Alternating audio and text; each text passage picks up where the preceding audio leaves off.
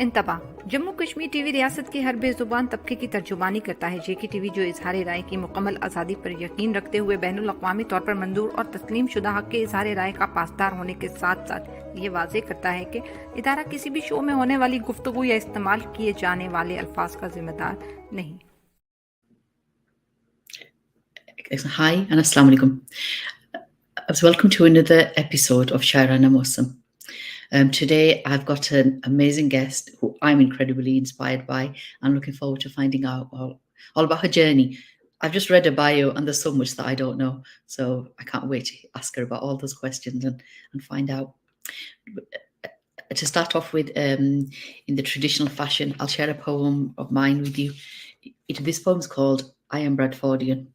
And I wrote this after I read on Twitter, when it was still Twitter, a comment that said, in Bradford, we need to bring back the gas chambers. As poets, these things bother us. So I woke up about 4 o'clock in the morning and wrote this poem. And it says, I am Bradfordian.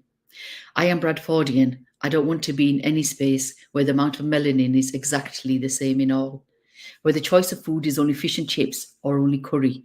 I like my curry poured over my chips and my fish fried in tandoori butter, where I understand every language that is being spoken.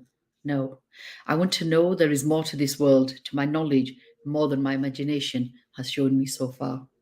Where the clothes fit neat categories of formal and casual, where's the fun in that? On Sunday, I want to see bold pattern skirts and headscarves strutting out of church. On Friday, men in shalwar kameez and white caps running for Jummah, and red tights and grey pinafores in the playground. Where the hair is varying shades of the same, no thanks. Give me blonde. Give me blonde that makes your head turn. Brunettes to watch for, ginger to laugh with, pitch black to get lost in, and every shade of green to experiment with. Don't give me a community of child producers, world continuers. They are a must. But let heels love heels and boots love boots. And those who want to love one whose parents couldn't cope, let them raise them as their own. I am Bradfordian. Don't tell me peace will never come. Don't tell me you should order some gas chambers. I am Bradford. We live with both, side by side. And despite us being placed as such to fear, so the fears build and hatred rises.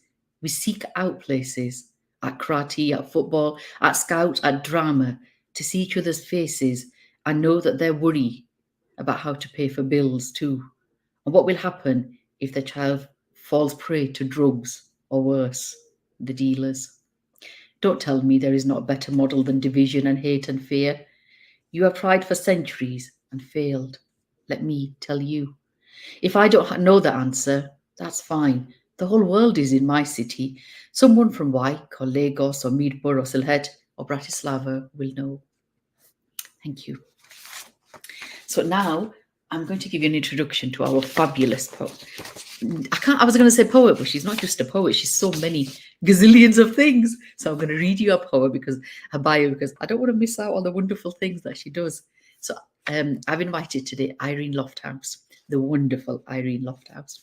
Irene started storytelling at primary school, and has never stopped, writing over 30 plays, creative content for film and educational resources, walks, talks, and site-specific narratives for festivals. She'll explain that. She does mean walks and talks. Events, museums, theatres, libraries, art organisations. A creative writing tutor, editor, mentor, director, producer. She's published 2 children's short story collections, features in numerous poetry story anthologies, and appeared in films, theatre, on TV, radio podcasts, and videos. She's an amazing actress. Irene co-founded it in 2 community theatre groups and an award-winning educational publishing company. She specialises in bringing hidden stories and secret stories alive and kicking into the present and beyond, and works collaboratively with other artists. Irene's a trustee of J.B. Priestley Society, writer, editor, and trustee with 26 characters. I don't think an hour's going to be enough today. Let's invite her in and make a start. I'm going home. I can't live up to that. What a bio.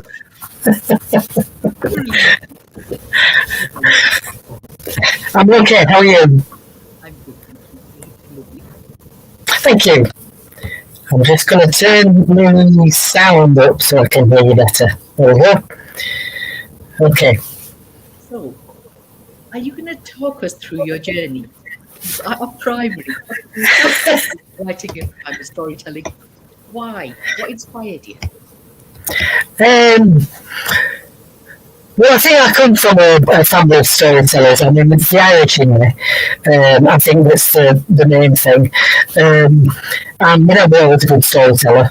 My mum didn't tell stories so much, but the way of getting on, so I know you won't believe this, Nabeela, and a lot of people won't believe it about me, but I was very shy, quite introverted, didn't really say a lot. In school, I very rarely said anything.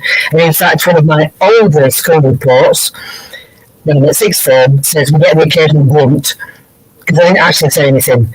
So for me, out in the playground as well, I kind of like told stories. And my 6-year-old report just said, Irene is very good at storytelling, but can she please focus? Because that's what I did. That's what I did. So when I learned to write, I probably started writing stories before I can remember that I started to write stories, if you see what I mean.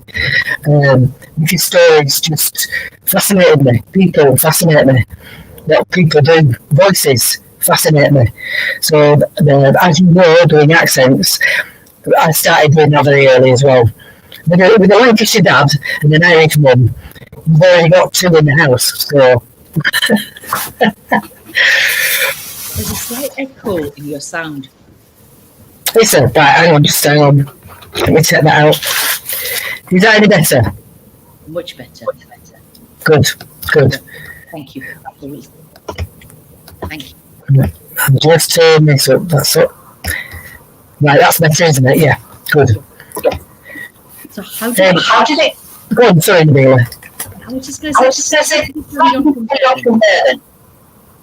Well, because it's my primary school, I suppose we were national curriculum before you'd call it national curriculum, because everything was connected to everything else.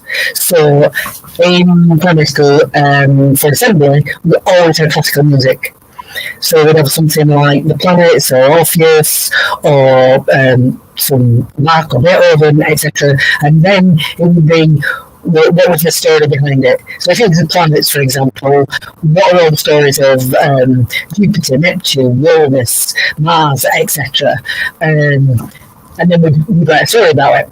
So you were given a story to write, you had to paint it, then we'd do movements of music to it. So it was all linked together. So I had that really from kind of being 5 years old.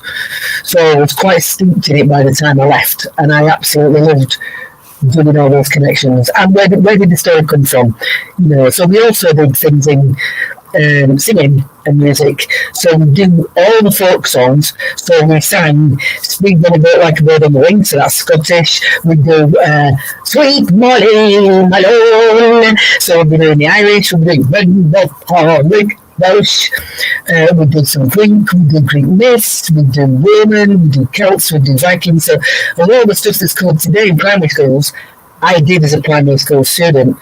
So when I'm actually writing poems about it or within classes, it's like, yes, I'm 5 years old again. Hurrah, I can tell stories. Yeah.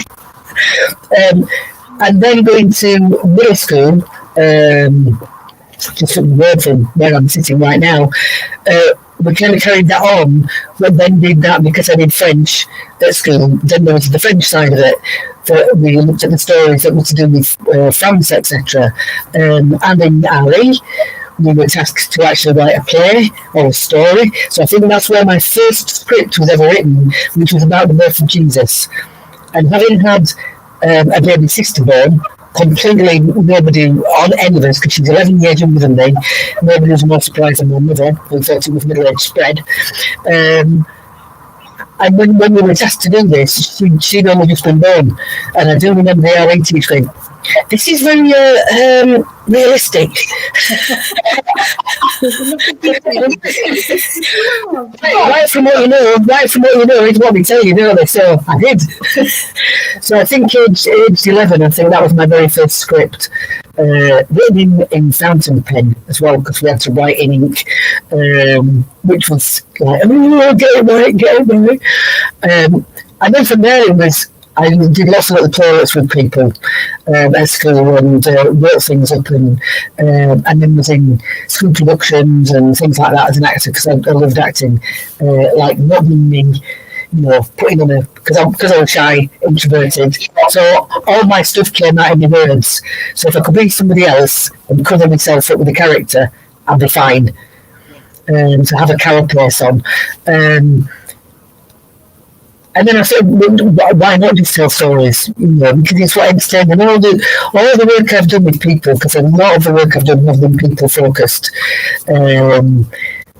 Whether I've been a youth worker, community worker, volunteer with at-risk youngsters, management consultant, trainer, outdoor instructor, taking people caving and climbing. That's all about talking in stories and putting people at the ease, or telling something really complicated in a simple way or a fun way that it can be remembered. And I've always found that storytelling is the way to do it. If you're waiting a training session for somebody, you want storytelling. If you're writing a piece of marketing or PR, and you really want to grab somebody, it's a story. That's what you're doing. So everything that I've done has always been connected with words. Which for somebody who was shy and didn't say very much at school seems to be a bit contradictory. But as you know now, I can speak for Australasia and Oceania and everywhere else. It's one of the really nice things at the moment, I've got two young boys. I teach in schools, etc. And one day, because I'm hearing my voice get recorded, if you spoke without any of this, if it'll be okay. If I spoke without what, sorry, Nabeela? Do you have anything on? Because at the moment I get open every time I ask. No, this is all I've got on at the moment. That just this. It could be because I'm in the attic. I don't know. We'll carry on. Okay. I was going to say, it's lovely to hear how much you enjoy school, how much it kind of took you, and it makes me sad for two reasons. One, that children at the moment, a lot of children are still engaged with it, aren't kind of happy being there. And the second thing is the focus on arts and music. Like you said, every year we used to have several plays. We had a play for Diwali, we had a play for Christmas, we had a play for Eid. We sang for everything, and you grew up with that. I stammered when I was at school. I couldn't speak. I loved acting. I was a mookie one year. I was a lead. I was a mookie in the Diwali play and lead in something else. I didn't care. I was part of all the camaraderie, and I loved all that. And I think it's been wiped off. So much of art and everything is wiped off the curriculum. There's so many children that would be storytellers, or like study science, study maths, do English, and if you're not doing that, you're not successful. Yeah, I think for me it's because obviously going into schools and it's somebody that's not the teacher doing it is quite different. Which again is some reason why I'm going in character. Because I'm not writing stories or poems, and I say things like, I'm not looking at spelling, I'm not looking at your grammar, I'm not looking at adverbials or frontings, adverbials or adjectives, because when I write, I don't do that, I just write. And your writing is your draft, because then you're going to edit it. So, and we all get something wrong. Even Benjamin Myers in Cuddy, the book about St Cuthbert that came out, on page 4, there is a spelling mistake. And you think, how many people went through all of that to get it to the shelf? And there's still a spelling mistake. And also those who are going to read their poem and present, I won't know if there's a spelling mistake or a grammatical thing, because they're going to tell me it, they're going to read it. They're going to present it. It's oral, and the oral storytelling came before all the writing. Yes. That's where it all comes from. That is the stem of it. Whether it was, I did have a thing the other day because there's a thing on the TV about Stone Age paintings. Yes. And about what the men did and have painted all of these, etc. And I went, how do you know it wasn't the man? How do you know it wasn't when the men were off hunting for however long and man painted all them to tell the story of what the dad and the brothers or whoever were doing while we were out there? Yep. Because we don't know. But the images and the oral is what came. And for me, I think if youngsters get much more confidence in being able to just tell the story, that's why we're in the playground. If you just listen in the playground to youngsters, they are telling stories all the time. And then they come to sit and write, and they get so scared because it's not going to be perfect immediately. Then they go, I can't think, I can't write, I don't know what to do. And I'm going, just tell me what you just had a conversation about. Yes. And I think that's the thing, we've lost the ability for youngsters to just be curious, just use their imagination and be whatever they want to be. Because when you're a child, you can be a telephone box, you can be an airplane, you can be, sailor of the world, you can be that scientist you want to be. In fact, I just did something for the Literature Festival, which was a mixture of storytelling plus poems. Because the poems were the actions of combing the fleece or carding the fleece or weaving, so we did the weaving dance. Because if you recite the poetry, then it says in our brain, etc. And to get them up to do all of that, they just had such fun because it was outside what they would normally do. Yeah. And they all said how much they've enjoyed it and got up, and even the lads, because sometimes year 6 lads are not going to get up and do stuff, but they did, and enjoyed it. And I think in schools we've missed that's been cut an awful lot, and I think that is such a shame because that's when outside the box ideas come from for the future. The same with adults as well. I was a guest on one of the creative writing podcasts for one of my friends, and one of the ladies' questions was, she said, when I sit down with paper, I completely freeze, and if I think it's not going to get good. Exactly. I'm not going to repeat the answer because you just it's just or even just record yourself. I mean, a lot of my ideas come while I'm walking the dog, or I've got a snippet somewhere and I'm thinking, how can I do that? And it'll come to me while I'm walking. Yes. So now we've got those, these things. Yes. We can just put that on record, and now nobody thinks that I'm actually, absolutely the mad woman in the attic, because I'm not just talking to myself because everybody's got one of them, so I don't look like I'm a bit silly. And I just record as I'm going, and even if I've already got something and I want to practice it, it's great, because if I'm walking the dog, it just sounds like I'm talking to the dog, but I'm actually practicing the words and what works and what doesn't. And then I've got it so I can write it down, because sometimes the inspiration doesn't come when you've got a paper in front of you. Writing, and you will know, if you want to do it and be out there and do things, is a job. So you sit and you do that if you've got deadlines, which for me are brilliant, because otherwise I'll just tweak all day long and I'll never finish anything. I'm a starter, not a finisher. So people have to give me deadlines, so I will actually finish something. But I think just making stuff up, just writing it down, any scraps, because you can always turn them into something else, which I recently did with 26 characters that I mentioned. They threw out some lines from other writers where it was just a scrap and it had not gone any further, and then said, see if you can do something with it. So the scrap I was Little Girls Who Sleep in Towns, that's what it was. And I won't do all of it, but Little Girls Who Sleep in Towns and not just dreaming of princess gowns, or wanting to win beauty crowns. So it went on to what girls dream about having a business, creating something, inventing something, etc. We're not, being surrounded by inspiring people who do that, and not the families who go, What should we do that for? You can't do that. No, I'm going to do it. I'm going to do it. So it turned into and that came from somebody else's line entirely, not mine. Yes. Yeah. So and I think that, like you said, is sometimes the paper can be off-putting, so just don't do it on paper. That may be not your style. Your style might be more just do it orally and then listen to and transcribe what you've got.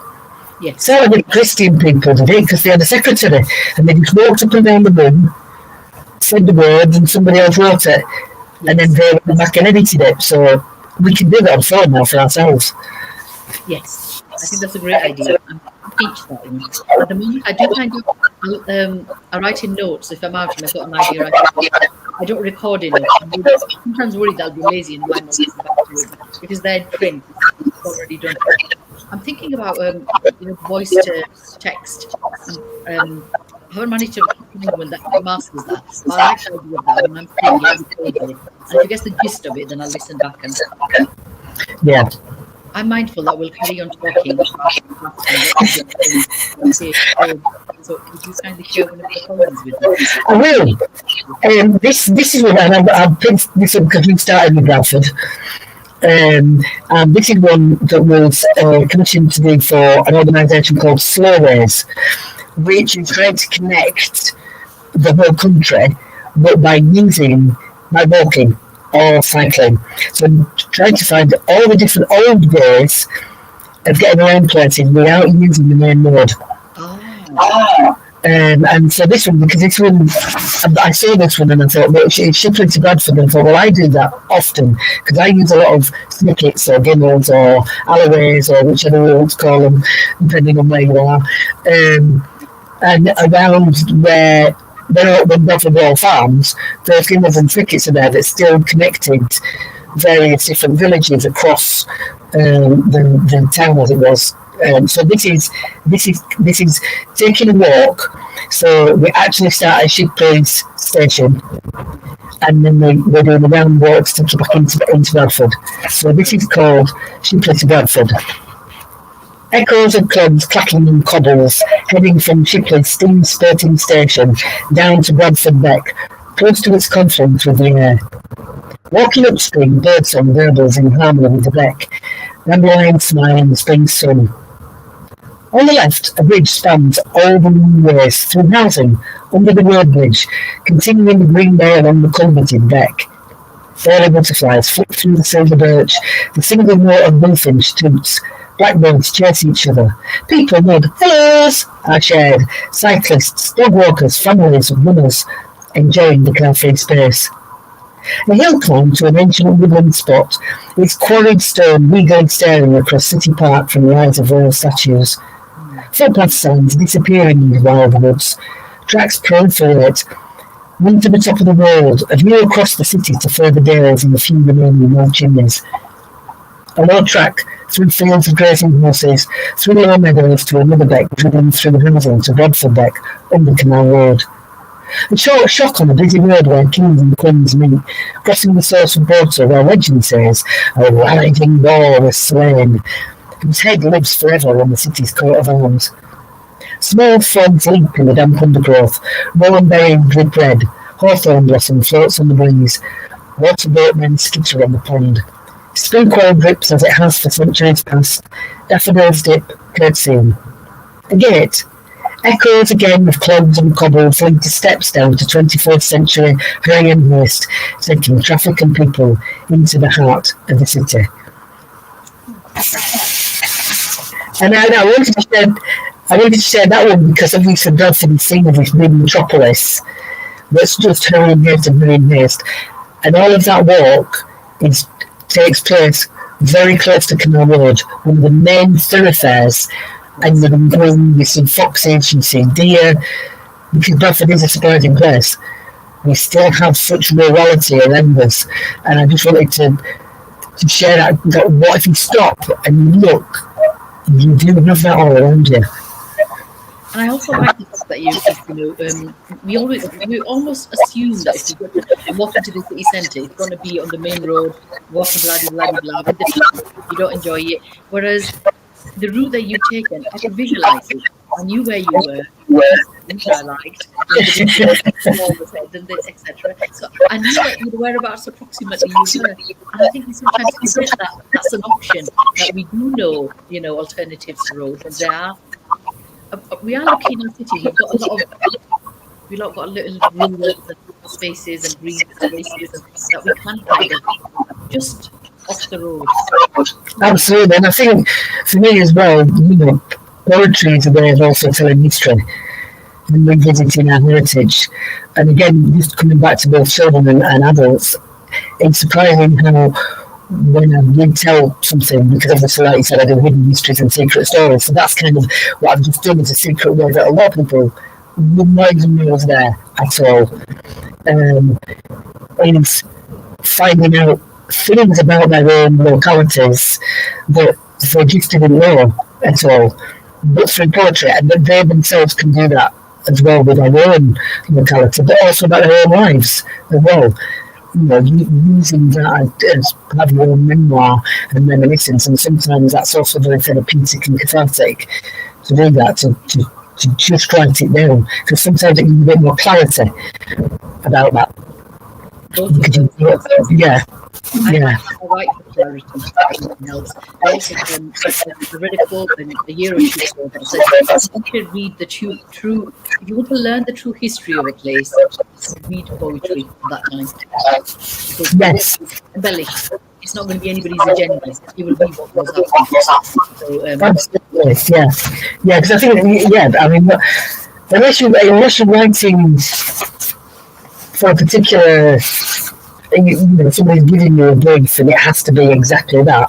When I'm writing, it's what a lot of it is unconscious, subconscious that comes out.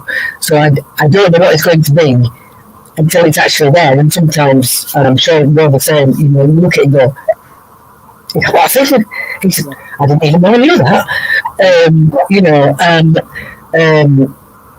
I'll share another one, because in terms of that, looking at the memoir, because this one's one about my mum.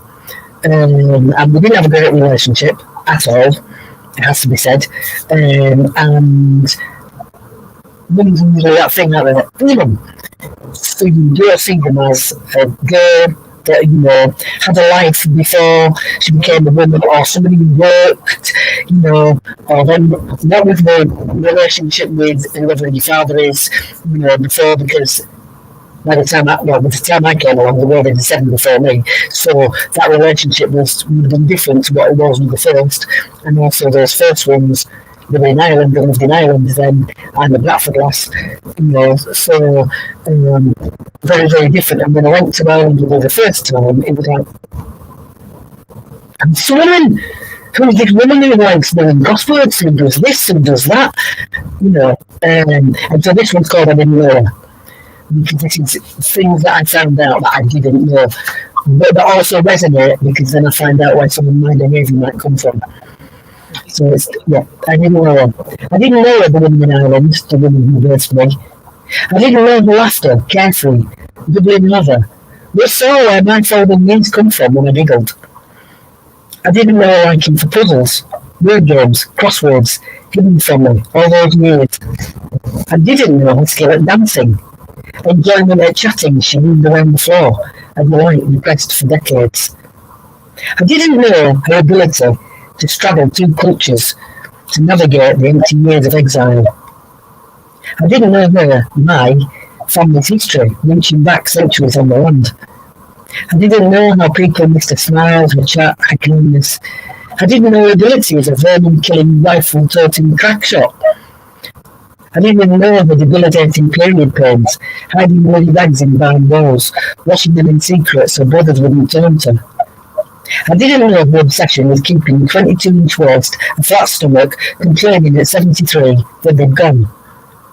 I didn't know a method of weight control from cigarettes was to avoid censure by her spouse. I didn't know in so many ways that would explain so much of me. I didn't know her, but see now how I reminded her and made her angry. I didn't know her even when she died, when more of her was revealed through negatives never developed in pictures newly seen. I didn't know her, the woman in Ireland, the woman who birthed me. and a lot of that information came as she got into the late 60s, 70s, because we just never talked about those things at all, which I think sometimes happens when somebody has actually, emigrated, migrated to a different place. And I found the same with my mum. I found though that it wasn't going back to the place and meeting her, because as a child I'd visited Kashmir and stayed there, so I knew the place and I knew the village, because I'd gone I'd gone 2 years before she had me. So I saw the places and things. So it was me coming to writing that I got to see another side of my mum. When I started writing and sharing poems with her, I didn't get, the usual question of, why are you writing this and this and silly. It was like she couldn't wait to share what she had new. And she didn't write. As a girl, she'd memorize, like, I can't tell you how there were so many poems and couplets and songs that mum knew. And she had a lovely voice, and she just remembered so much. So every opportunity she got with me after that, since she realised, it was like her getting the freedom to be able to go ahead and do that. So I've recorded some of them, I've written some of them down. And then what I also learned was that my mum did, I think, in a different world, my mum would have danced. My mum would have danced the night out. She would have sang. Because just before she's passed away, it was wedding. And there was a lot of steps into my cousin's house. I couldn't take one step. I couldn't climb one. And she navigated those every single night of the dance nights. And she sat and she would egg all the girls on to dance. She would egg them all to sing. And she sang, whether her voice, was in tune with anybody or not. And I thought that's a side of the woman I never knew. I never knew that she knew so much poetry, so much songs, because loved to dance. She was always put across as conservative and behaved like that. So it is interesting to get the It is. And I remember my mum was a great reader. She'd always have a book on the go. Although I used to have to say to her, Mother, why do you read Catherine Cookson? Because Catherine Cookson all about family dysfunction.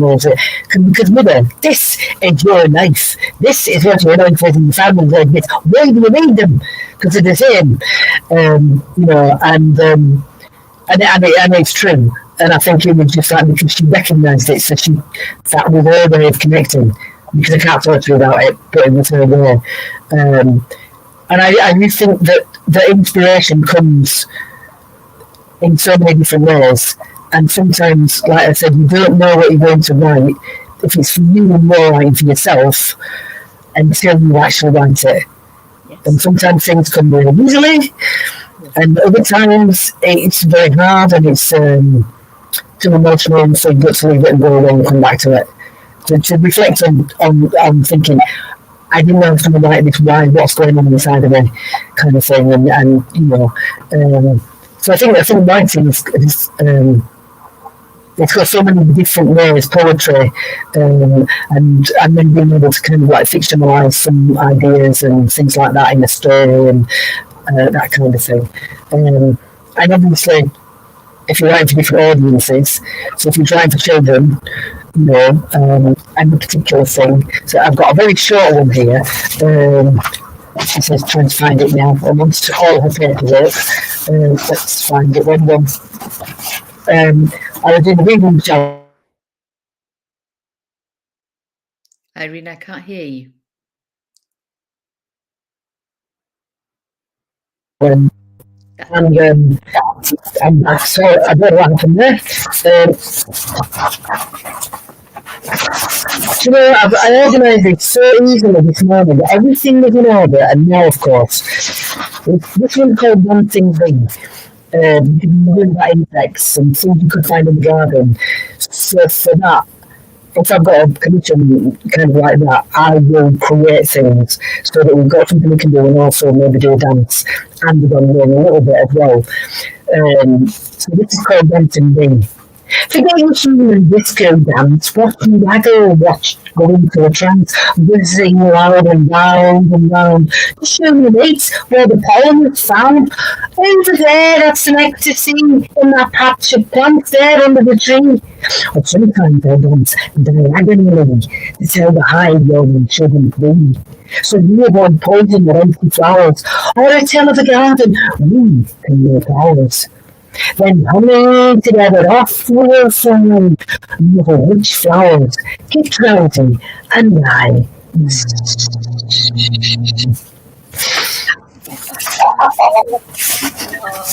Wonderful. That's such a wonderful. I think one of the things is that children's stories, children's poetry, it's not really just for children, is it? Whatever age you are, you're so immersed in it. I would happily do a round and round and all actions to that. Exactly. And I think that gives us permission as adults to be able to do that because we are all children inside still. And for those as well who, when you say, well, you haven't been given a chance to do that, but adults, we, as the poets who are doing things, can give people permission to engage in that and to be part of it.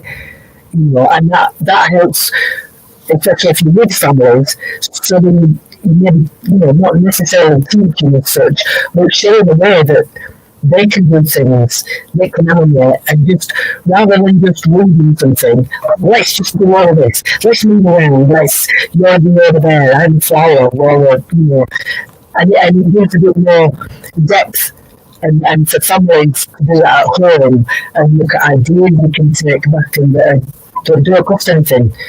I love stuff like what you get at home you can make a film out of, and then you can do it and then record it and have a little video. And then there's all those things in terms of curiosity and imagination. I feel for me, because I was given that as a child with my teachers, so that's something that I would like to pass on.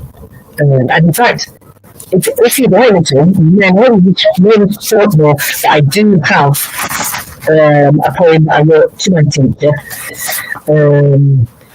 I was doing something in lockdown with a group in Liverpool University, and we were looking at creativity and women aging, so women over 50.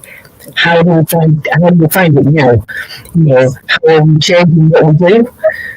In terms of our creativity, how are we looked at, and what kind of poetry and things we like to say, and who inspires. And as I said to you in my primary school, and so much more, and this is Akron, we're definitely two people, and I'd like to go back to them to say, being the age that I am now, I'm into at 6, I'm with a storyteller. You think by now I'm somewhere near fulfilling the potential. I think I might be slowly getting there. So this is what I teach to my teachers, and they're called childhood. On hearing the first cuckoo in spring, then from planetary variations exploring the universe, sharing stories to Hazard, discovering a liar isn't a liar. Of homonyms, synonyms, of art, literature, environment, maths, wonderful creativity, linked and learnt through music, dance, drama making, and tale-telling on a simple state known for its violent rats. For the teachers who listened, who heard without words being spoken, who supported, nurtured, encouraged, who watched out, who let me skip and sing down corridors, who let my imagination roam free, breathe air, showed ways of harnessing it, how to grow it, develop it, let the meaning to the inside out. Thank you. I want to move on poetry and ask you about plays that you've written. Right, okay. So I have written about 30 odd, quite a lot of monologues. So women things, it's all written for men also. Duologues and short plays and longer plays.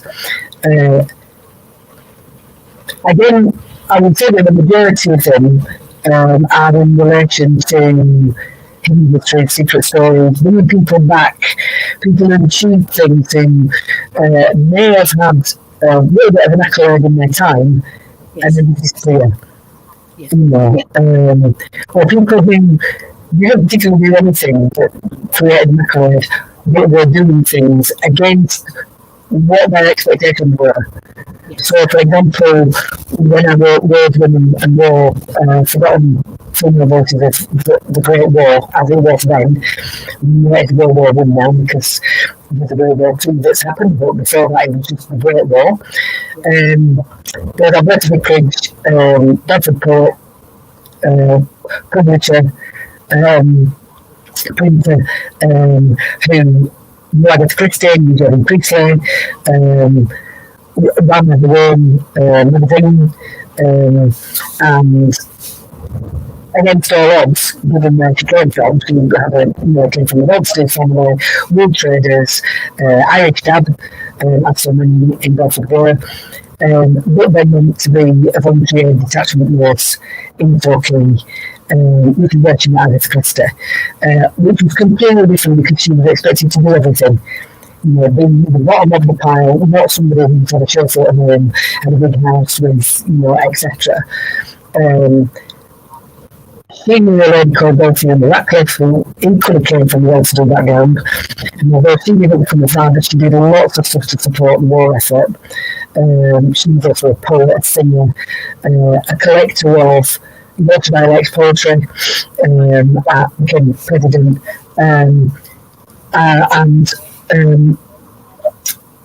she also ran a magazine as well. So they're printed and published. So self-publishing was alive and well back in the turn of the 20th century. It's not anything new. It never has been. Robbie Burns did his own self-publishing and his poetry. So did Patrick Bunty. So, they're well within it. And also the Singleton, a young lass from Herbert, the only woman on cenotaph anywhere in the country. She died at 18. She's the number one survivor examples in France. Determined to go over, and again from the Webster family, but did so much. And for all the families, the only female British soldier in World War One, which she actually fought for the Serbs for 10 years and became a lieutenant and won troops, and revered in Serbia. And it was a take, so I take their stories, I do the research on them, and then I put them together in a narrative to bring them to the fore. And a lot of the time I do it myself, as one of the shows. Sometimes I might direct with other people to bring their stories together.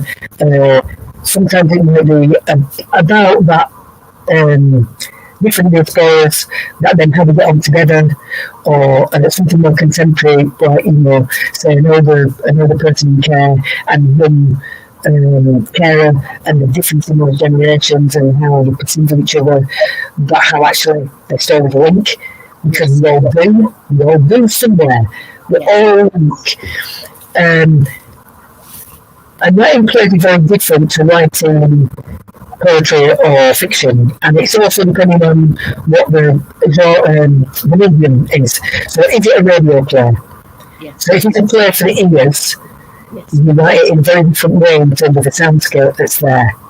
So people, as you just said in slow ways, the inmates who've got the sound, we can imagine where people are, which is different for stage, because people can obviously see you, and sometimes stage, it's whether or not you want the big backdrop or whether or not you want it to be minimalist.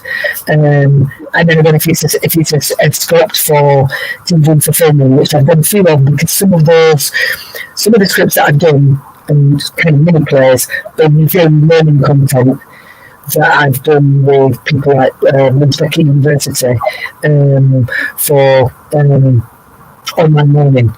So some of those mini scripts are in there, and also in South England, where I've done something where I actually wrote a script which is for school, still about Bradford history, but it's so the class can actually become all those characters and act it out, and then discover their own little area and go, like, you now write one about your own little area, and you can then create a script. And again, so it's fun. bring a mermaid through doing it, and can I put on I'm Mr. Crabs, so I built the Midland Hotel. Yeah, sure, and I'm just the Irish maid who lives there, and cleans all those tiles you put in, and it takes forever. So just being able to do that kind of thing, and I really like writing scripts.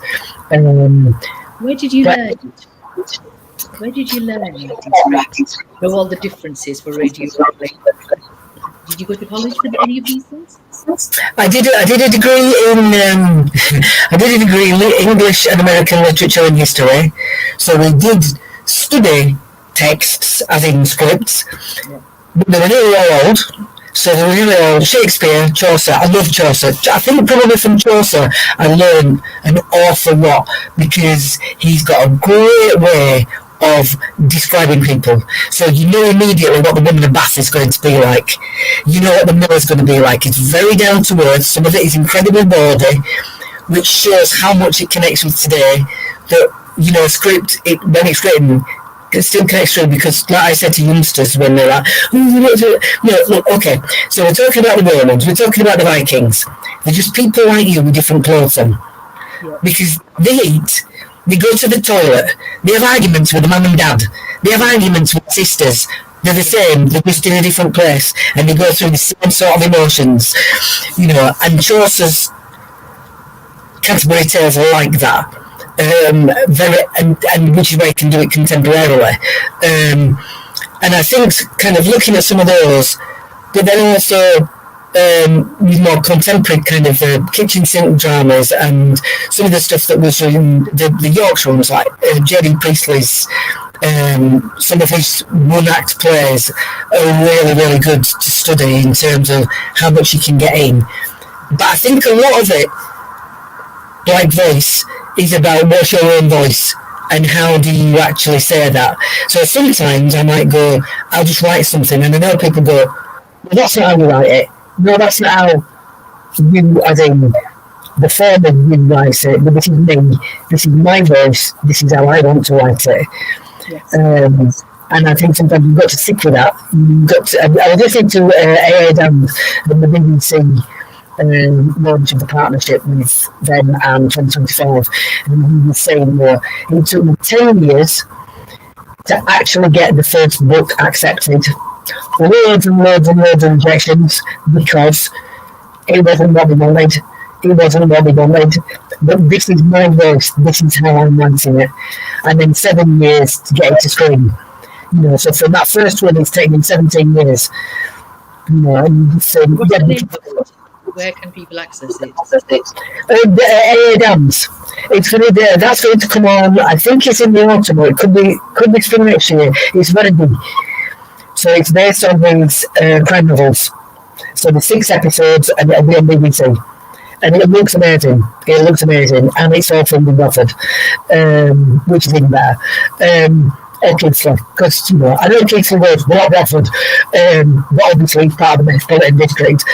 So I think reading, because that's the thing if you're going to be a writer, it's about read. I don't just read the same things. I do read a lot of crime because it's the antithesis of what I'm trying to write. So I could just disappear into something. But reading lots of different authors, reading lots of different scripts, and scripts that are written by authors from different cultures. That have been translated maybe, and poetry the same, because it gives you such a wider take on things, watching things, looking at something that you know that you've read, and then you see it acted and go, oh right, would I have done that? Would I have written it that way? Yes. Maybe I'd have taken that out. And seeing and feeling this as well, when you're reading things, sometimes for pleasure, when you're a writer, you have to have 2 heads on. Yes. Because one bit of it is the critical bit, going, whoops, spell mistake. And the other one's going, be quiet, I'm just reading for pleasure. I'm just reading for pleasure. Leave me alone, let me enjoy something. Yeah. But I think having a variety, and obviously if you're also an actor and you're writing scripts, is to go and see plays. How are other people doing it? What's in writing? What's worked? What hasn't worked? And also having people to look at your work. People who don't know what you're writing about, to read it and go, does it work? Do you get it? Yes. Does it make sense? If it doesn't make sense, tell me. Not say, oh, you're being friend. So it's lovely. No, tell me. I have no idea what you're talking about, Irene. What is it supposed to mean? We all need to know that. We all need to know that. So having groups of people who you know that you trust who can read things, even if they don't do script writing, Yes. that's sometimes even better because you'll know whether or not they've got who's talking when, how it's going, what the arc is, and that kind of thing. I do love writing little scripts for children, for young people, and having them to criticise it. Yes. Because obviously as we age, we think we're writing something for a teenager and go, no, I am not down with the kids because I have no idea what your tags are anymore. Like what's at the end of it, evil, wicked, that means absolutely brilliant. Yeah. So it is always, find those people who can help you to say, does it work, because, it will appeal to me. So I know I'm not a young adult author because I don't know. And now I can write for younger than that because they're in sort of 5 in your head. Probably haven't got past about 14 more. So youngsters I can do, and others, but and I think that's important. The barriers. Have you faced any barriers in any of these different Brazilian genres you've navigated? Yeah, all the time. I mean, family just didn't get me. I'm going to university. I ended up lodging with somebody. I went back to sixth form. So I left school when I was 16 and I worked for a year. And I'm like, I don't want to do. I want to do something. I want to do literature. I want to do history. I want to take that forward. And because I'd been in a household from the age of about 13, the whole household, and been my sister up as well. So there was a lot of absences from school because I was bringing my sister up and in the household, and of course teachers at the time somewhat aware of that. A lot were, the mother wasn't there, she'd left, so dysfunctional, like I said. So that had a big impact. So the expectations were, you go to work, you can look after us, you can get married, you're going to have children, etc. My dad being perhaps Catholic, he was like, that's what women do, like, not this one. No. And of course, by the time I'm 16, 17, 18, and my sisters then, coming up to like 7, 8, 9, etc., thinking, and I've looked after since, on and off since a baby, I've already done that. I never wanted children anyway, but having run a household was like, I know, I don't want that.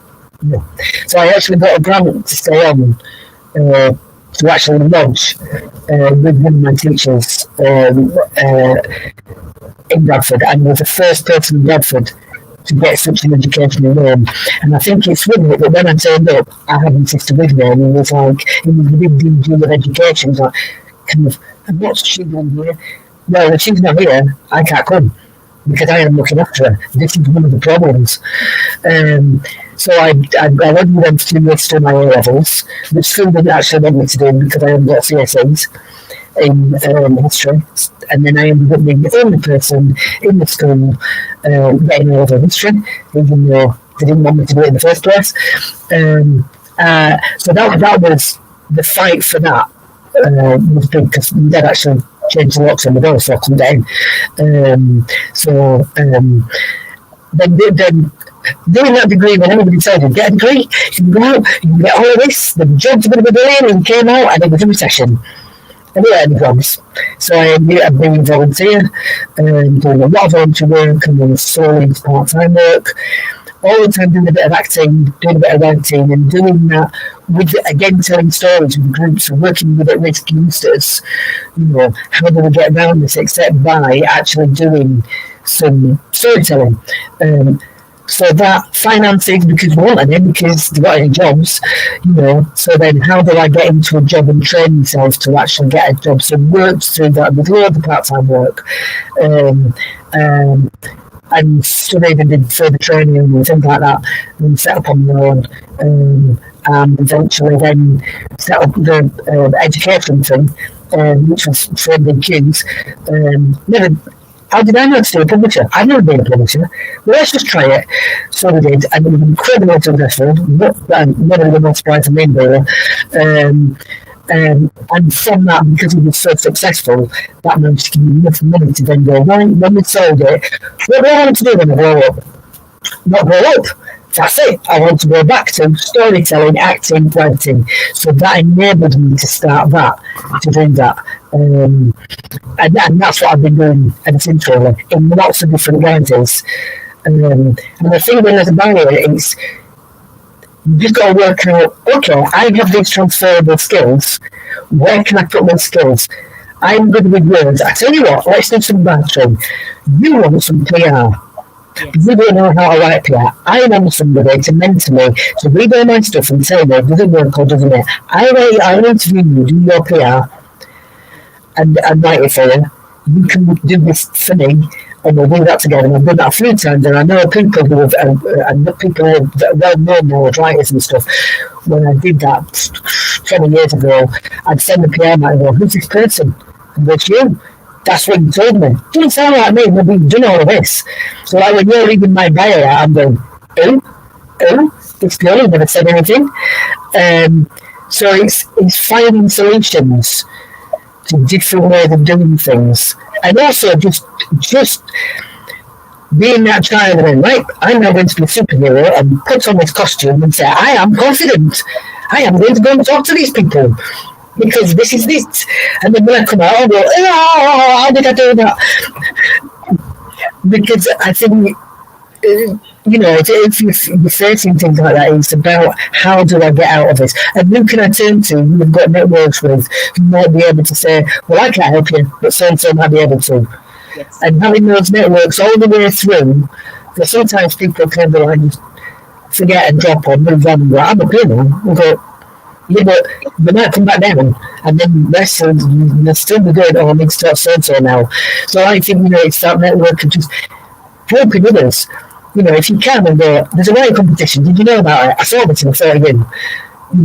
I think that's really important because we, especially as a writing community, a creative community, help each other.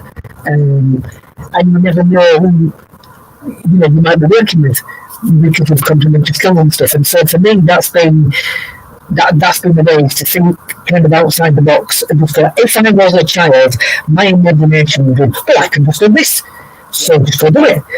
Yes. So staying with that child within myself about that, I can be a simple person, I can be an aeroplane, I can be whatever. I think for me, overcoming those barriers, because I have been and I have a lot of mental health, and I have had through, and coping with that as well. And writing helps that enormously. Or going for a walk. If I get stuck, go for a walk, deadhead some things in the garden if I'm really frustrated. Plant something, get really back to nature, do some sewing. Because you can't. The brain goes.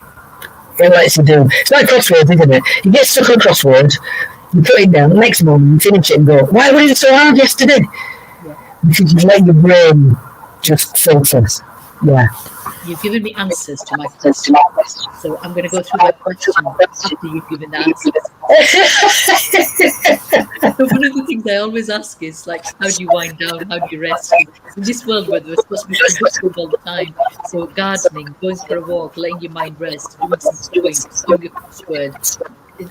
And it's not just rest, but also, like you said, it's really good for creativity. It's good for conscious commitment. So if you can writer's block, we often say all of these things just different. Give yourself a break, let your mind rest. Before I let you go, I want to know one or two things. So one of them is, if you could overcome so many barriers, it feels like you're always fighting. You've always had to fight so many different things in different ways. Do you feel exhausted? Sometimes, yeah, sometimes. Sometimes I think it's the people don't realise how physical it is. So particularly these hands, I mean, I've got, as you can see, beautiful arthritis there. That's all the washing that I did as a youngster from all my brothers. But these retain so much tension, you don't realise, and shoulders and head in how you're writing. So not only in computer, but I write with pencil a lot because the brain works differently with pencil writing to a pen and to a computer. So I tend to write and then type it up, and then I've probably got 4 versions by the time I've finished. It brings retain an awful lot of stress, and so it's usually my upper body where the stress is. So for that, a massage. I tend to do it. And when we go for massage, all over the body, can you just do your head, your face, and your hands, please? Because that's where I have the stress. It's like, you know.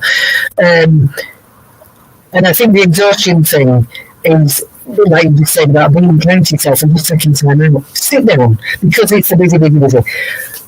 Again, go back to the 5-year-old. About above me now is sky.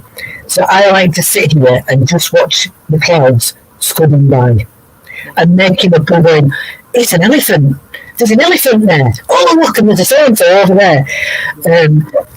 And just disappearing into it. And so just letting your body totally relax. Like you know, when you're moving as a baby and a child and stuff, you know, I think for me, that is the thing. And it has to be said that one of the places is a bath. And I think that's the, you know, back to the room kind of thing, the amniotic fluid and what have you. I actually do a lot of work thinking and reading. And partly that is because the house was so big at home, because there were so many of us, that you only got about 5 minutes in the bathroom because there were so many. So right now it's like, oh, I can just do this. Yeah. And I'm really then relaxed when I come out of it. But I do think a lot of us, as you said, we're just too busy. And we don't give ourselves enough time to sit and have a chat like we're doing, to go for a coffee with a friend and go, we're not talking writing, we're just having a chat. Let's just go for a walk. Let's go to a charity shop and see what we come out with. You know, compare and contrast. And I think we need to do more of that. And especially after the stressful times that we've said over the last few years, and are having across the world, you know, because that strategy without even thinking about it. Because all you're hearing is about obviously places like Gaza, Ukraine, Yemen, you know, etc., as well as all the elections. I didn't say that that are happening. And you've got to take time out because you're there's only one of you, and you've only got one body. You know, and all of that contributes to the writing that comes out of you. So. I don't think we realise that. We think it's all up here, but actually, when you're writing, the physicality to you when you're writing, you know, when you're writing about movement, you're doing it without thinking about it. You see yourself walking, and therefore your body's in the walking mode. So I think we do need to give ourselves time to just relax out of that stress. And sometimes it's just curling up in a ball. I didn't even done as a kid. You know, your man came and puts you in, kind of thing. Curl up in a ball and just go to sleep. Get out Famous Five or one of your favourite kids' books and just read that. It's been lovely talking to you. Well, thank you, Nabeela. It's great talking with you. If people want to come and see you next, what are you doing? Where are you going to be in Bradford? Where can they follow you on social media? Where can they follow you? You can follow me on Instagram. It's Irene Lofthouse. You did have to look up Irene Lofthouse or Lofty Writer. It's usually on X, formerly Twitter, LinkedIn. I'm on there as well. And in terms of things that are coming up, I'm just discussing some things about doing something maybe on the 1st of August at the Industrial Museum. Because if you watch you there, I'll have them all last. Yeah.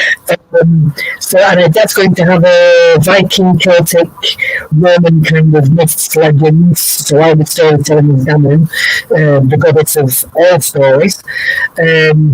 And then in the autumn, coming to the autumn, I'll be doing a couple of things over at Keith Layers, Louise Whitfield, and Buchanan's wife, telling her story, doing something for the Wall of Honour, for Andy Worth, Men of Worth and Women of Worth project.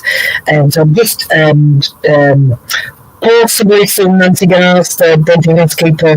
I'm working on a women show on her at the moment, but if there may be some things happening for the Baby's Birthplace, where I was there for the open day as Nancy, which was absolutely stupendous. So I'm kind of working on some of those for the minute. So usually if and when I'm doing things, it'll be up on Instagram and places, and then usually do a newsletter that says what's up and coming. So those are the places, and people can, follow me there, DM me, find out what's going on, because things pop up there when you're not expecting them. They do. And they're a joy. They are. Thank you very much for giving us this opportunity. Well, thank you for inviting me. It's been absolutely brilliant. Thank you. Bye. Au revoir.